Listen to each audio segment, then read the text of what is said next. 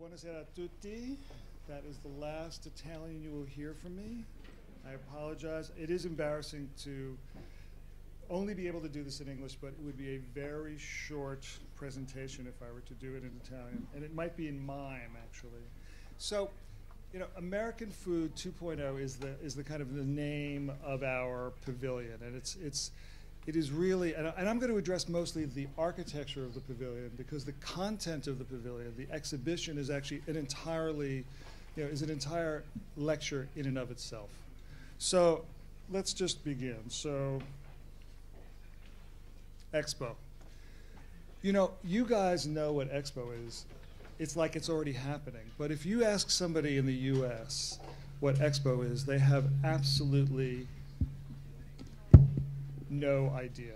They have no idea. And and so you have to answer questions like this. Well, is it a world exposition? Is it a World's Fair? Yeah, it's like a World's Fair. Is it an international exposition? They have no idea what it is. So you have to start at the very beginning. So I thought I would start at the very beginning too, because you can't responsibly design a pavilion in something as important as the USA Pavilion at the Milan Expo without understanding the kind of history of Expo and the history of the US involvement.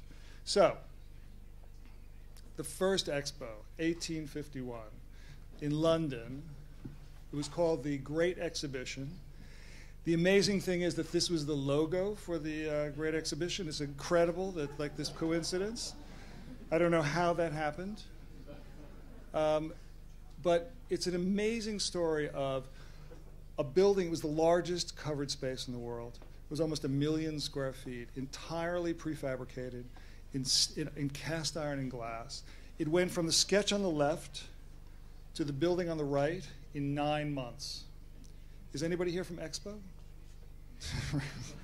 9 months to build the largest building in the world in technology that had never really been used at that scale before.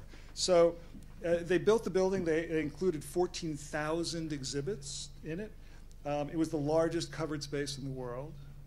It was absolutely vast, built as a kind of industrial project. Joseph Paxton, a greenhouse designer, and an engineer, and Brunel, the builder, oversaw building. And it was, of course, 1,851 feet long, which is, if you think about Daniel Libeskind and his 1,776 feet tower, it's like 1851 was the length of the building, kind of perfect. It may not look like an extraordinarily revolutionary building at the moment, but this was a modern building in 1851. This is the Western Railway at Paddington, the hotel. That was state of the art. So the idea of a building like this, entirely in glass, with free spans filled with the complete panoply of modern inventions, industry, materials, a lot of colonial materials, things like horizontal people movers, horizontal elevators. The level of technology was absolutely extraordinary. It was the world's first, I think, the world's first demountable building. It could be entirely taken apart, and was entirely taken apart, moved to another part of London, and put back together. And it was also a single building expo. That's kind of important. Everything inside this expo was in one building. Had the first telegraph, the precursor to the fax machine, first public bathrooms. It was really quite extraordinary. So this is the scale of the industrialized building. It's the largest use of glass, and in my humble opinion, really the first truly modern building built by manufactured techniques. So at the same, when the first time I ever went, sorry, this is buzzy. First time I ever went to London, I bought this book in the V&A, the Victoria and Albert Museum. And it's a book that I still have that I think is maybe the most important book I have. It is a book of every detail drawn in ink of the entire set of construction documents for the Great Exhibition for the Crystal Palace. And it's an education in how one puts together a building. I mean, it may have sort of Victorian trappings of detail, but it's incredibly modern. It's an ultimately modern building. Staircases, cross bracing. I think I learned more from this book than any other I've ever seen, and it figures actually kind of strongly in the work that we do at Expo. Sadly, even a building that is steel, cast iron actually, and glass still has things in it can burn. It did burn, and it's gone. So the Crystal Palace in 1851 sort of prompted New York to try to emulate the Crystal Palace. They built a fair in 1854 called the Crystal Palace, and it was the fair at which Otis introduced the elevator. Now, lots of people had made platforms that go up and down, so that wasn't really an innovation, but you can see up above, there's a guy with a knife cutting the rope. So he would raise the elevator, he would raise the shaft, the platform, and then he would instruct his assistant to cut the rope. The crowd would go, and it would stop, because the invention was the safety brake. And actually, that was the invention of the elevator. And that was 1854 in New York. There's a kind of tradition of buildings that were hated when they were built. In 1889, at the Paris International, the Eiffel Tower was built. It was absolutely, hated by critics. Is now, of course, the icon of the city. 1889 was the 100th anniversary of the French Revolution. There was, of course, an exposition in Milan in 1906. It was all about transportation. There was the recent Paris-Milan railway, the Alpine Tunnel of Sempione. So it was celebrating transportation at precisely the wrong moment in a way, because it was 2 years before the Wright brothers. It was 2 years before powered flight. So it was just missed by a bit.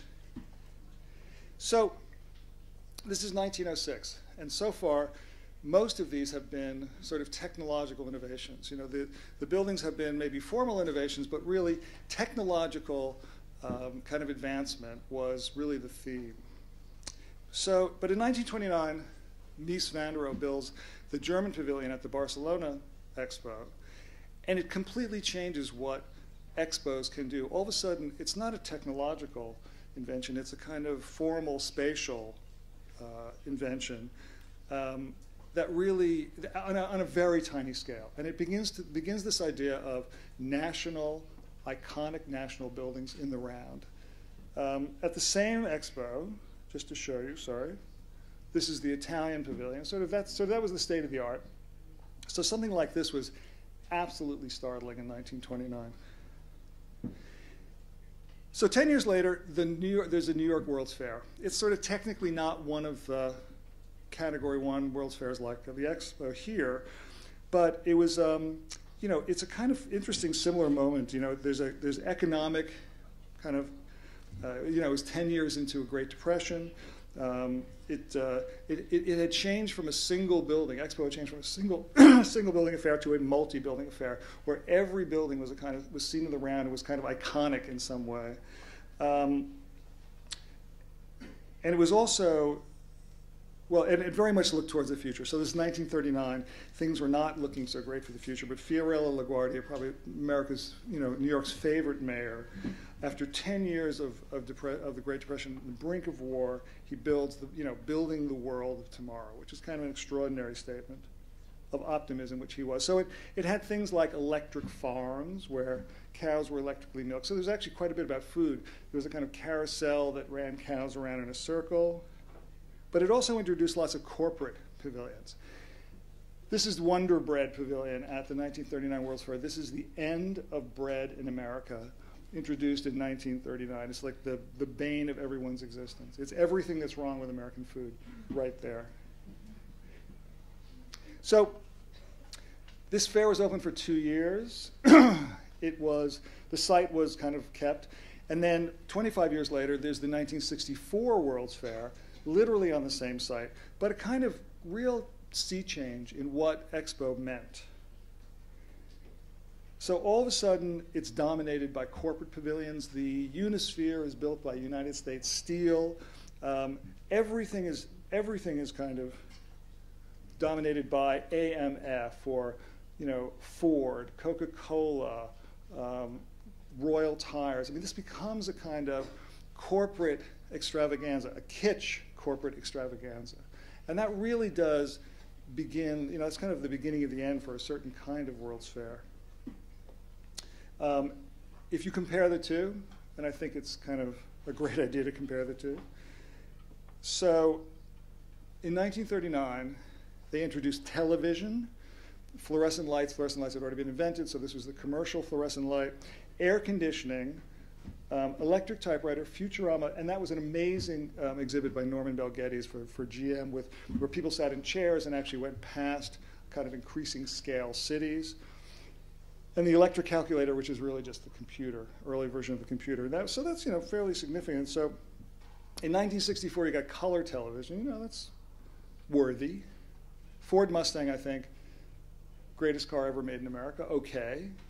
Belgian Waffles, which was actually everybody's memory from the 1964 era, which is, it's important, but maybe not so important. Warhol actually did a huge mural in the New York State Pavilion, and it was painted over because it was too controversial. So we didn't get Warhol, but we did get the world's largest cheese, and It's a Small, Small World, which is the most annoying, it's a Disney thing, it's the most annoying song ever written. So maybe there was a little bit of degradation. In between those two, there was an expo at Brussels, and this is actually Edward Durrell Stone, who started out by designing the Museum of Modern Art, the original Museum of Modern Art, and then this is kind of where he was some years later as an establishment architect working for corporate clients. So this is the U.S. Pavilion. At the very same fair, Le Corbusier does this. And what's interesting to me about this is he does this for the Philips Corporation. So the idea of building, this idea of corporate state is becoming real. Corporations really are becoming the new state. This is an aside that virtually nobody knows about. Right outside the American Pavilion, in 1958, a designer named Leo Leone made 3 pavilions, 3 increasingly kind of straightened out pavilions, from a sort of folded fractal to a partly folded one to a cube, about race in America. It was actually the first frank discussion of race in America, and a kind of remarkable set of forms for 1958. It was closed because it was so controversial after members of Congress visited it, and it's like never been seen again. But I think it's actually a kind of sad footnote. So jumping past 1964, we get to 1967. These are sort of really the modern expos, and the plans are starting to be much more sort of organized as a grid of pavilions, and you get real innovation, like the guy who, the U.S. Information Agency would build these, and a guy named Jack Macy, who's still alive, he's like 92 years old, hired Buckminster Fuller. There was no competition. He just hired Buckminster Fuller. And Fuller built this dome, and then inside was this kind of very boring building on the inside, but it was a kind of remarkable thing to be able to do, to hire architecture at that level and to create that kind of never-seen-before bubble. It's also hermetic and isolated, but visible. And you could sort of see it as the perisphere from the 1939 World's Fair made into a transparent bubble. So you could sort of say it's an advancement from that level of kind of opacity to transparency. And at the same fair, Moshe Safdie builds Habitat, which is concrete, prefabricated housing, which is still there. These are both still there, by the way. And it's really a remarkable piece of architecture. And so this tradition of building kind of great architecture as part of an expo continued. What's interesting too to me is that the dome is a kind of place, is a kind of world in and of itself. It's hermetic. It's entirely internal. This implies endlessness. This is a kind of beginning of a system that never ends. And so those two ideas that these are infinitely extendable systems, or these are completely isolated worlds, kind of comes up. And it really becomes a thing in 1970 in Osaka, when Davis Brody builds this inflatable pavilion called Air Up, and it's almost invisible. It's so hermetic and so opaque and so isolated. And it is 1970, and it is after a difficult decade in America, but the idea that it's nearly invisible and that without pumping air into it, it collapses, seems like a kind of perfect symbol of what America in a way had become. It was really it was in retreat and really needed, it was on artificial respiration. So that's 1970. If we jump ahead to 1990, because there were some missed fairs in between, this is the point, this is kind of beginning of the end of of good architecture, in my opinion, well, until now, of course, at expos. And Congress outlaws the use of public funds for expos. One of the senators stood up and said, I think it was from Iowa, said, we have the state fair in Iowa. It's really a great state fair.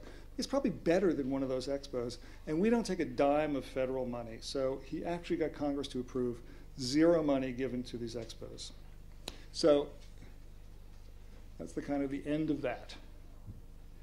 In 1992, there were these strange dueling expos where in Genoa there was the 500th anniversary of Columbus, but at the same time, this is Renzo Piano's sketch. And at the same time, there was this Lisbon fair, and this was maybe the last piece of serious architecture for many years at an expo. This was Barton Myers, and it was at this point it was 50% private, 50% public financing, so it hadn't quite collapsed. But by here it has, and so this is the beginning, in my view, of these kind of opaque boxes, one door in, one door out. Who knows what happens in between? Kind of a linear experience. There's a gift shop involved in there somewhere. And that seems to me to be the kind of the end of the pavilion as a meaningful piece of public diplomacy. It becomes really a box into which you go, maybe see a movie, maybe see a canned show, maybe see a gift shop, and then you're out. So it is entirely this kind of controlled, artificial experience. I think the same thing is true of Aichi in 2005. And then finally we get to Shanghai in 2010. And this is the promise of Shanghai in 2010. So this is how renderings can lie. So be careful. It's maybe just a building in a way, but it really was seductively drawn. So that's the promise, and that's the reality. And even worse, that's the reality. And I didn't take these pictures or pick these pictures because they're the worst pictures of this building. There virtually are no good pictures of this building. And the worst part is that it's surrounded by 8-hour lines. So people stand in line for as much as 8 hours. By the time they get up to the pavilion, it's like story over. I mean, they're ready to kill people. But the building, again, says absolutely nothing about the US. It actually tries to be neutral, slightly modern, a kind of worst compromise in every sense. Entirely opaque, entirely, inscrutable in a way.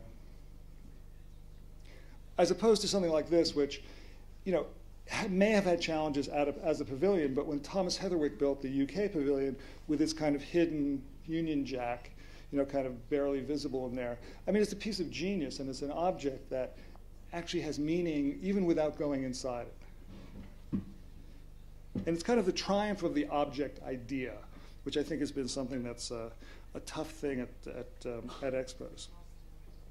So finally, I don't know where we are in time, but finally we get to Expo Milano 2015. We saw this plan in 2013. I thought it was actually one of the best master plans I've ever seen. It has a brilliant idea about, first of all, it's a grid, which I love, and I'll show you why. But it also has this brilliant idea that on the decumanus, the horizontal axis, every single national pavilion touches that axis, which means that the sites are very narrow at that side. But that means that a visitor can actually walk 1.6 kilometers one way, 1.6 kilometers the other way, and see every single national pavilion, something that's impossible to do at most expos with those kind of crazy radial plans. So I think it's actually beautifully organized. They call it the big fish. I come from another big fish, or like maybe a dolphin. It sort of looks like a dolphin. And so I'm very comfortable with this plan. And we have our own decumanus called Fifth Avenue. And Cardo, I think, is, it depends on where you live. 59th Street? 14th Street. I think it's moving down. This is 59th Street. Some people think it's 59th Street. I'd say it's a little further down. So, I'm really comfortable with the notion of this gridded city. And it is the most urbane master plan, I think, ever created for an expo. And I'm also really comfortable with the scale. So that's the size of the US Pavilion site in red. That's the size of the building. I mean, this kind of matches up with a scale that I'm intimately familiar with and feels very much a kind of urbane, walkable, manageable size. So we started working on this. You know, the way the Expo is organized in the States, the State Department decides to attend the Expo.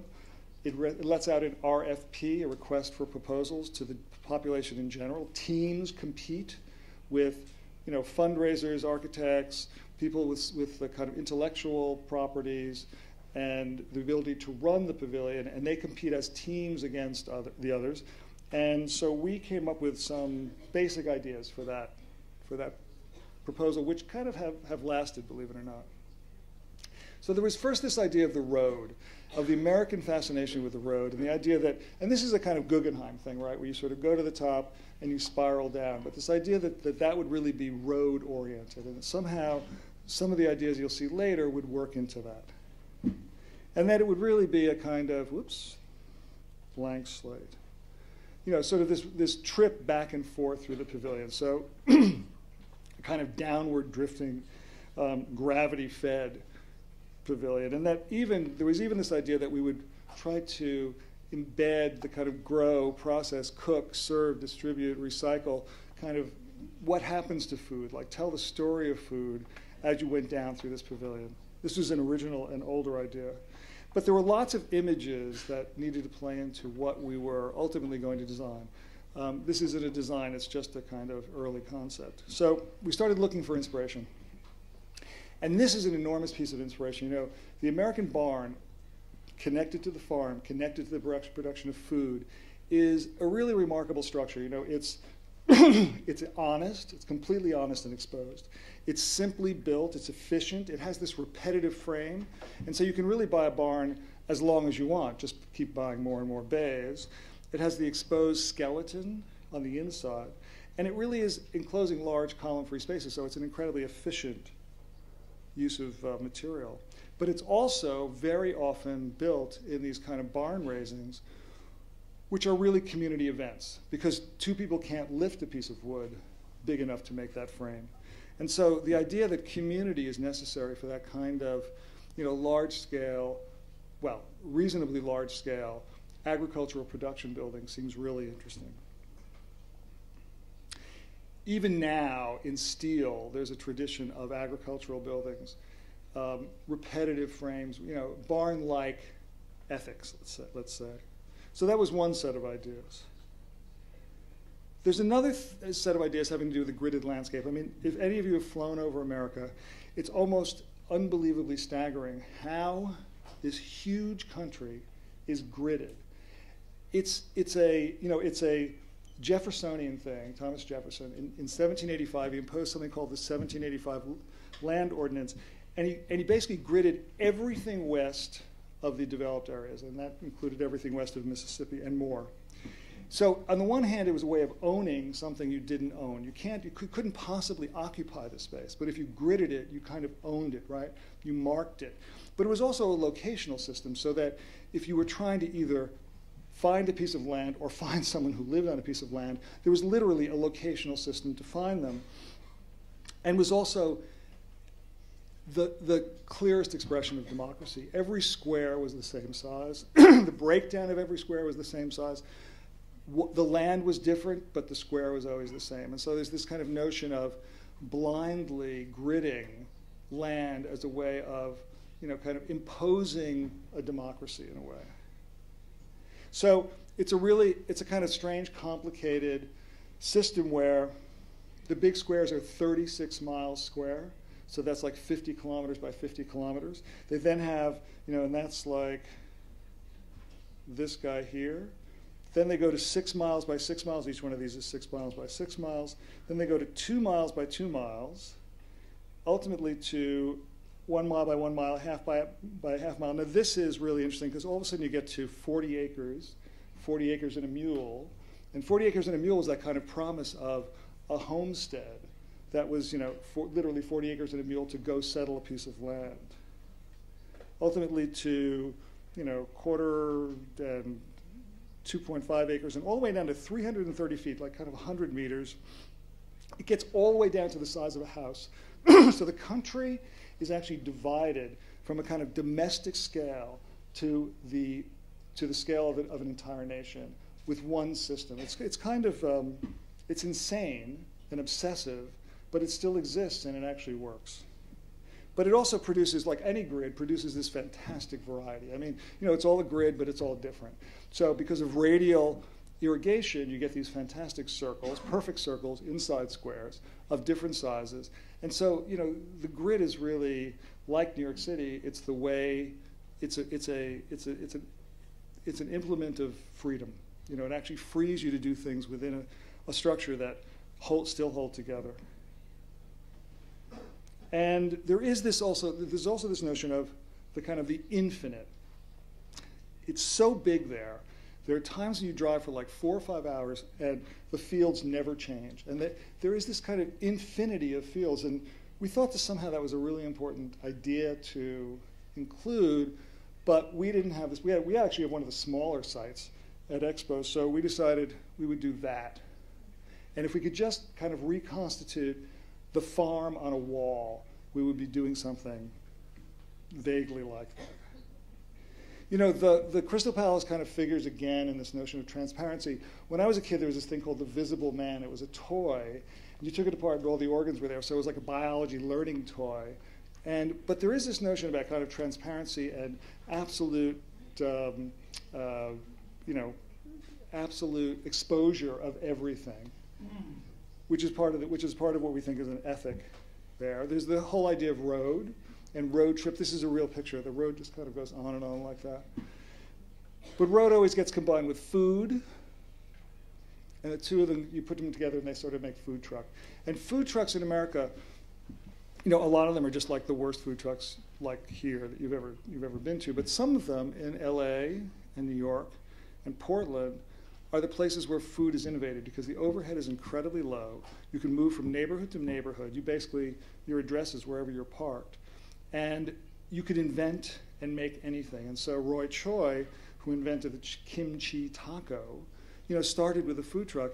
And that sort of innovation, that sort of kind of exuberant experimentation can't take place in traditional restaurants as easily as it can in food trucks. So food trucks have become a vehicle, no pun intended, a vehicle for, or pun intended, a vehicle for change in food. So there's also this other aspect. History is so young in America that we actually think it's important. We're not bored by it yet. And there's a whole history of these social edges between leisure and food, between the city and the sea. And this is Coney Island. So Coney Island is part of New York City. It's in Brooklyn. And you can sort of see an amusement park to the left and a long, broad boardwalk that goes on for miles and miles, lined with food, lined with entertainment, and then huge expanses of beach and the ocean. And this is the kind of typical density in the 1940s when this is where people went on hot weekends. So when you look at it, it really becomes a kind of, it is the American social space. We don't really have piazzas, we have streets. In New York City we have some parks, some big parks, some little parks, but we really have streets, and those become, as a kind of moving piazza, if you will, that becomes the mode of socializing in the US. So it's Boardwalk as food on the run. So you buy food and you continue to walk, something nobody ever does here. But so that's kind of fast food, literally. You have the Boardwalk as the road, but a road for people, and you can see it's an intensely social place. And it's kind of an American democratic space. So anybody can go there. There's food at a price for anybody. It's all free. The beach is open. And so it is this incredibly potent American symbol, iconic symbol. But, this is what it looked like, well, probably like 40 years ago, 50 years ago. But this is what it looked like just a couple of years ago. And so Sandy came in, this superstorm, and it just completely destroyed this wood boardwalk in Coney Island. And so, it was really devastating, but their loss, which was this, turned out to be our gain because all this wood is now available. And so using it in the pavilion was like a yippee. We could use all this, and actually it has so much meaning embedded in it. It was a kind of fantastic opportunity, and by reusing it, I think we kind of honor it in some way. So as a detour, so this is kind of some of the ideas that we were thinking about as we were designing the pavilion. I haven't shown you a pavilion yet, but you come with your own baggage. You come with the buildings you've designed, the work you've done, the kind of ideas you have, and the interests you have. And for me, the detour is really the architecture of identity. What I'm really interested in as an architect is how one represents something other than yourself. I don't think architect's job is to sort of be the identity of a building. My office is across from the New York by Gehry, a big tall tower that has used Gehry to brand itself. And I think that's fine if that works commercially, but for the most part, that's not, I think, the architect's role. And so my interest is in finding identities in groups of people, corporations, and so on that really aren't mine, of being kind of the writer, being the kind of documentarian, not being the subject. So I've done things like a museum for Harley-Davidson. And when I started this, I had very little in common with Harley-Davidson, believe me. It's like, I'm like half the weight of the average Harley-Davidson rider. And I'm half as mean, too. So, so we had to build the first public building for Harley-Davidson, this museum. And, it's a real icon. The bike is a real icon. The name is a real icon. It's sort of the last American motorcycle manufacturer. The first building Harley ever built for the public that wasn't a kind of factory or something. But Harley is known to its dealers as the factory. So the factory is a kind of potent moniker, let's say. And so our design is really all about creating a kind of factory town for Harley that is, rather than a single building, a set of buildings that make a kind of campus. And once again, use the road, because motorcycles really belong on the road, uses the road as the kind of social public space. So it's big and massive. It's heavy. It's black brick with lighter brick in it. That's all those signs. None of those signs are applied. They're in the brick. 1903 is not the address. It's the founding date. It's made of a really limited palette of galvanized steel, black brick, and like 2 or 3 other materials, glass, and a little bit of orange. It sits on the end of this industrial valley, formerly industrial valley, that used to be called the toolbox of America. And so it sits as this kind of last reminder of what was, although it's entirely symbolic at this point. And it's a set of connected things. It's not, even though in order to function, a museum has to really operate as a building. You have to be able to get exhibits from one place to another, move people, and it's very cold and snowy in Milwaukee, so you don't want to do that outside. So there are bridges connecting the buildings, but nevertheless, it's a kind of urban design. It's a kind of streetscape. So when we designed it, it looked like this. The water that surrounds it was originally for shipping and so on. And we made this kind of urban space. The 2 streets between the buildings really are used for rallies. They become intensely filled with motorcycles, like rallies at places called Sturgis and Laconia and so on, which are really just like American crosshair towns where state meets Maine, and they make a rally and 250,000 bikers show up. So we were trying to somehow remind people of that. But also, I got really interested in designing things you can see on Google Earth, because I love the idea that you can see your work on Google Earth.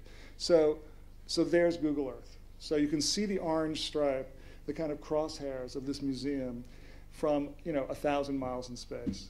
And this is literally it after it was finished. And you could even see actually some motorcycles parked in the street because they're constantly filled with motorcycles. So that's, and then there are elements like this, the Harley-Davidson engine is a very special engine. It's never really changed. It's highly polished. It's a kind of jewel. And it sits in this just black painted frame. And so this notion of their identity, their logo, sitting in this kind of cage was really all about that, the kind of jewel in the cage. So, in a totally different way. I believe you can apply this notion of the architecture of identity to lots of different things, including private residences. So this was a couple. And he said, I really want a loft by the ocean, a glass loft. That's the thing on the left. she said, well, you know, I really would like some nice cozy rooms, like warm cave-like rooms. That's kind of the thing on the right. And we kind of hybridized this. It also respected their collection of mid-century furniture, so they had a really beautiful collection. And we wanted to make a piece, a piece of architecture that kind of felt right. And so this half-glass, half-cave house resulted in, well, it resulted in a divorce, for one thing. But it also resulted in a really great house, as many divorces do. And so, you know, this is now in Montauk. This is the ocean on the Atlantic. And the Atlantic is really a brutal ocean. I mean, it's not like the Pacific. So the idea of trying to do a kind of California house, and we had visited 25 post-war California modern houses together as part of a tour. The most spectacular houses, you know, the Kaufman House in Palm Springs, and Schindler's house, and the Eames house, and had sat down with the Eames and case study number 22, and the guy that built it, and the guy that took the famous photograph were there to recreate it. And we had this amazing experience. So we had a shared language, and we could actually, you know, talk about design in a way you could rarely talk about design with a client. And so that transparency built on the ocean with kind of continuous terrazzo floors, that's something that's incredibly difficult there. But the idea was to make it look absolutely effortless. And then on the other hand, we took a different approach and said, well, you know, what's the traditional architecture out in Montauk? This is Montauk, Long Island, in the Hamptons. And really it's motels. It's like strip motels up on pilotis with kind of wood railings and a bunch of little rooms and so on. And so we said, well, we'll sort of do that and make a kind of motel as a house, lift it up off the ground for views, and also so you can drive underneath it and put the pool there. And you kind of live, you know, sort of enfilade, you know, kind of live in a series of rooms that we wanted everybody to go from the outside, but legally it's not a house unless it's connected on the inside. And it's a way of controlling the views and kind of controlling, it's controlling the style of life. So back to the pavilion, right? So if we look at some of the things that I talked about, you know, barn, community, industrial architecture, transparency, and so on, you know, I don't want to imply that architecture is a kind of one-to-one correspondence between an idea and a form. But in order to explain this to people like the State Department, who is our client, you do have to kind of make a case for why things are the way they are. And so, you know, the barn has a lot to do with the frame of the building, and the community has a lot to do with this kind of open space. Not everything's not a program space. There are open spaces just for social engagement. And that it's industrial, it's unadorned. We're not going to decorate the structure. It's going to be a frame that you can see and visible working parts. And you know, the fact that Otis was going to provide elevators and escalators in this building made us really want to expose the motion in the building, kind of the analog motion in the building.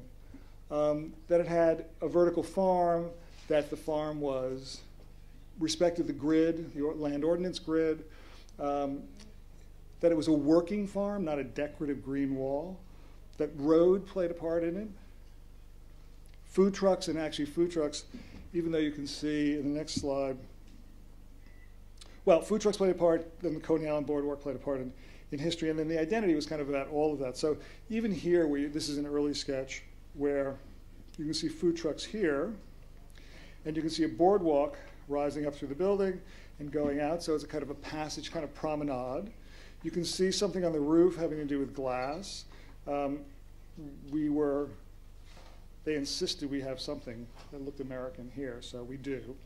And then along this side, a kind of vertical farm. And so this was one of the early versions. And you can still see in section how, you know, the sort of slow ramp up, the kind of big promenade boardwalk space, stair down, and then a kind of special exhibit underneath, which is really, you know, a much more traditional kind of controlled exhibit where pushing people through a kind of sequence of spaces in the dark is incredibly satisfying, actually.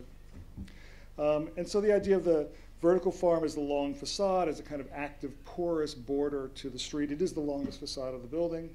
The glass roof making the top habitable, you know, making this actually habitable in the Milan sun. And so it started to look like this. So here's the service building. Here's the minor street. We're standing basically in Decomanos, looking at a section facing north. And you know, there's the boardwalk, rising up to the boardwalk level. There's the vertical farm. It gets lighted at night. That's the original location of the food trucks. Here's the roof terrace. And then there's this kind of package of movement. And that movement is really elevators going up and down, stairs, people on stairs, escalators, water moving, every sort of exposed kind of analog piece of the building. And then on the roof, this digital glass that actually allowed us to control sun.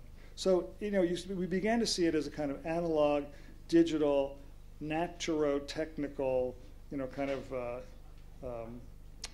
romantic or, you know, historical collage in a way. And this is still not about content. This is still just the frame of the building. So in plan, you know, just take you through the boring part. So, you know, from the very top, there's a glass roof canopy. I'll show you something about that later. But every pane of glass can switch from clear to opaque in about 1 or 2 seconds. So it becomes this kind of infinitely adjustable roof. And actually, we wired every single one of them differently, so you can actually play the roof like a piano. The big roof terrace with a huge entertainment space, but also you can see everything kind of packaged into the analog wall. And now there's this one really great space out here where you can get really close to Decumanus and look up and down, and it's this kind of unique moment. I keep calling it the Titanic moment, but my clients keep reminding me what happened to the Titanic, so they've asked me not to use that. But I still think, you know, this building's coming down in 6 months, so it may be the Titanic. And then a more private area for formal dinners and so on. And then on the boardwalk, where you can really see that, oh, sorry, this is the service level, where you really see the kind of tightly packaged service wall. Then down to the boardwalk, which is filled with exhibits, but exhibits you really can kind of wander through in a very loose way. And then ultimately the special exhibit underneath. So after going through it, you kind of come back, and there's a set of 7 American meals, kind of foodscape, and then out. So that really is about kind of the special exhibit, the boardwalk, and the roof, kind of 3 ways to experience the building. So to get into the vertical farm, I mean, you can see the grid. This is all designed by D-Land, our landscape designers, and they created the idea of the importance of the grid, the American grid, and also a set of zip towers, these vertical hydroponic planting, and the system of changing colors, and a kind of narrative for what this meant in terms of the history of American agriculture. I think this is hard to read. Yeah, it's hard to read, but it's basically an assembly axon of how that wall fits together. You just have to take my word for it.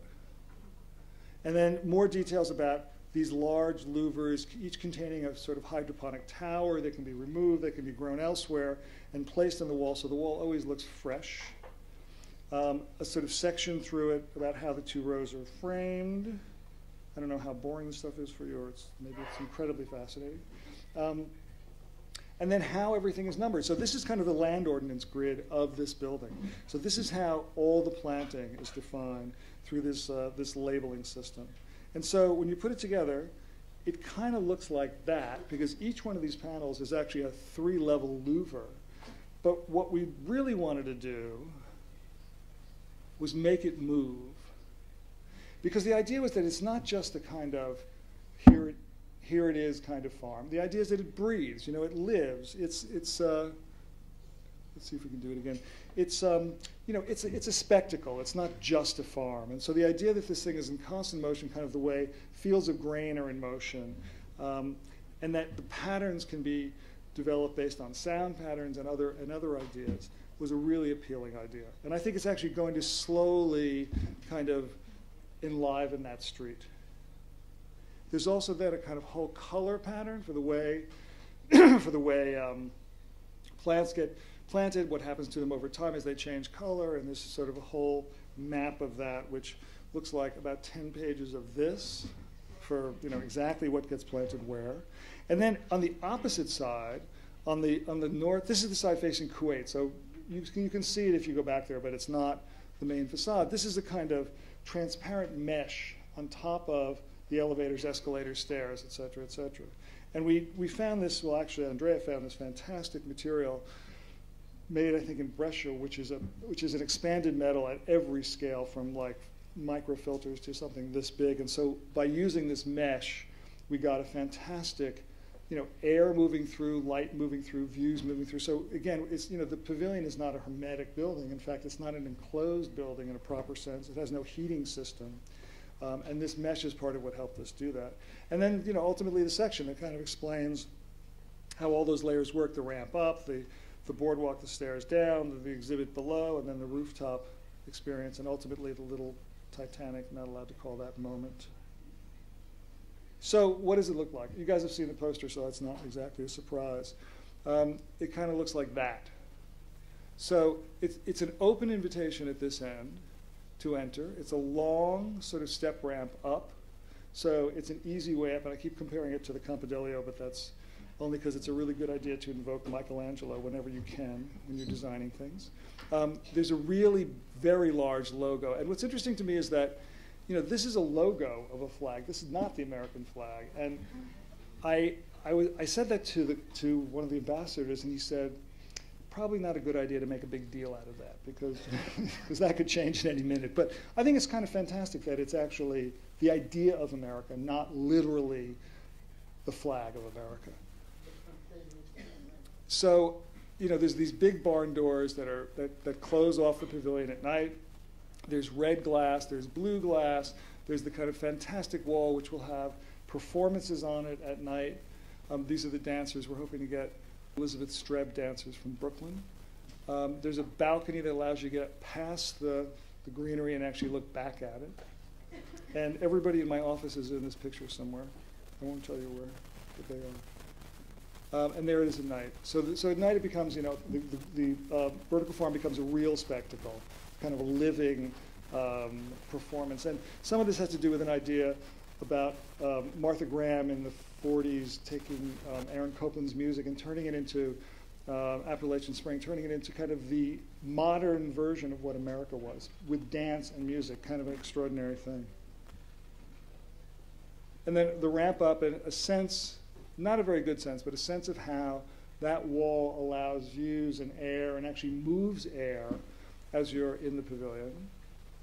A little bit of the sense, a little bit of the sense of the transparent, wall with escalators and so on. A little bit of a preview of the exhibit. And then from the rear, you can see right through the whole building. Service wall is here, has a couple of offices there.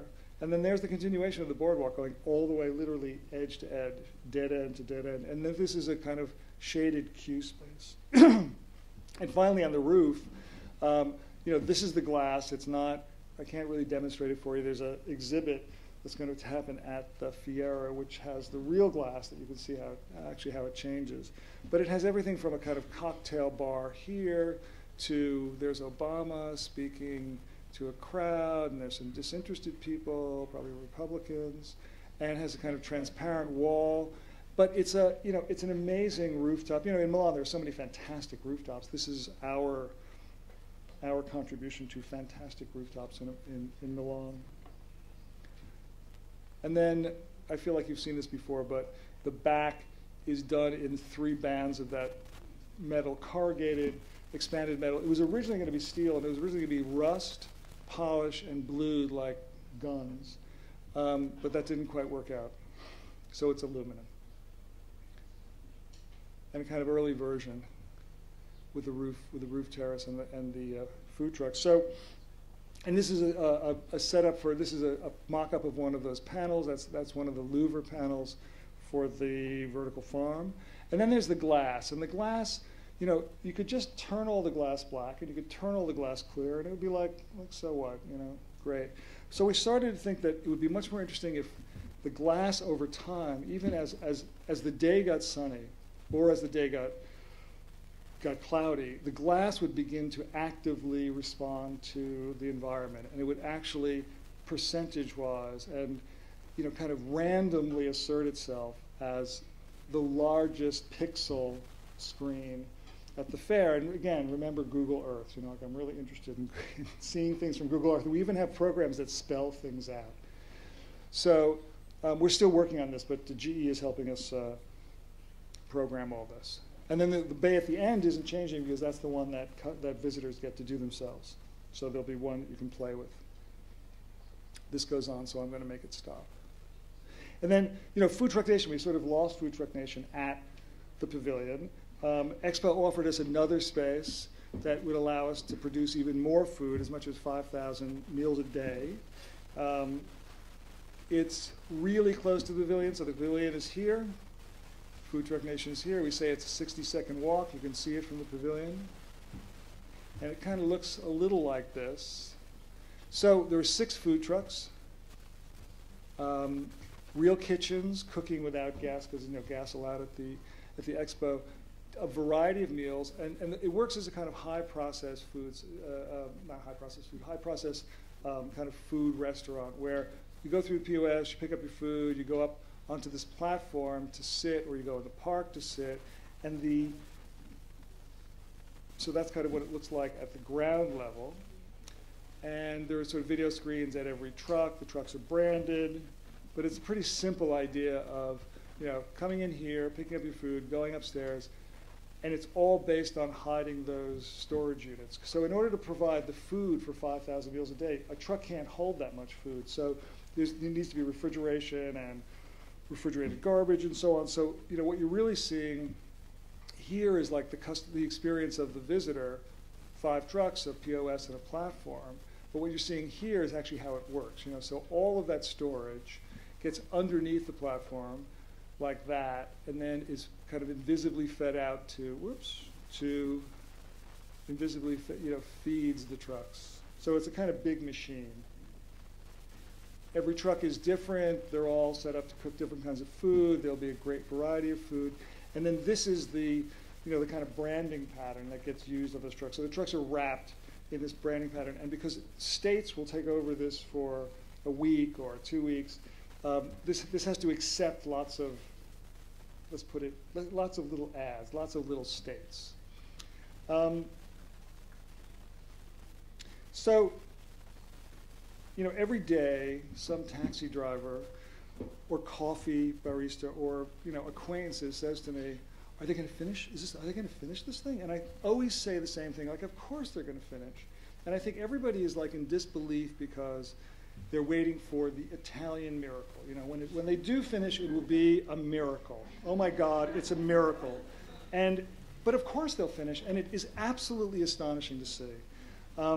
You know, the reason that they're going to finish is not so much because of, let me get this cursor back, not so much because of people like me. I can design something, but, you know, when you want to actually build something, you really need partners. And our partners are Genius Loci Architettura, Andrea Grassi's firm, all the people he brought with him, all the structural engineers and mechanical engineers and so on, and everybody that works for him, like Umberto in the back of the room, but also Noosely, our builders.